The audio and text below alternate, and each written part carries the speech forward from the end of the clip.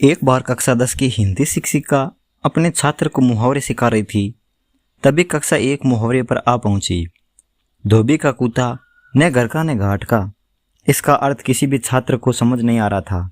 इसीलिए अपने छात्र को और अच्छी तरह से समझाने के लिए शिक्षिका ने अपने छात्र को एक कहानी के रूप में उदाहरण देना उचित समझा। उन्होंने अपने छात्र को कहानी कहना शुरू किया। कई साल पहले सज्जनपुर नामक नगर में राजू नाम का लड़का रहता था। वह एक बहुत ही अच्छा क्रिकेटर था। वह इतना अच्छा खिलाड़ी था कि उसमें भारतीय क्रिकेट टीम में होने की क्षमता थी। वह क्रिकेट तो खेलता, पर उसे दूसरों के कामों में दखल अंदाजी करना बहुत पसंद था। उसका मन दृढ़ नहीं था। जो दूसरे लोग करते थे वह वही करता था। यह देखकर उसकी मां ने उसे समझाने की बहुत कोशिश की कि यह आदत उसे जीवन में कितनी भारी पड़ सकती है, पर वह नहीं समझा। समय बीतता गया और उसका अपने काम के बजाय दूसरों के काम में दखल अंदाजी करने की आदत ज़्यादा हो गई। जब भी उससे क्रिकेट का अभ्यास होता, तब भी उसके दूसरे दोस्तों को अलग खेलों का अभ्यास रहता था। उसका मन चंचल होने के कारण वह क्रिकेट के अभ्यास के लिए नहीं जाता था, बल्कि दूसरे दोस्तों के साथ अन्य अलग अलग खेल खेलने जाता था। उसकी यह आदत उसका आगे बहुत ही भारी पड़ी।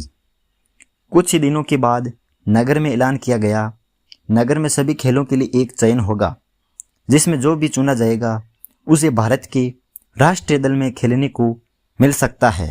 सभी ये सुनकर बहुत ही खुश हुए और वहीं दिन से सभी अपने खेल से चुनने के लिए जी जान से मेहनत करने लगे।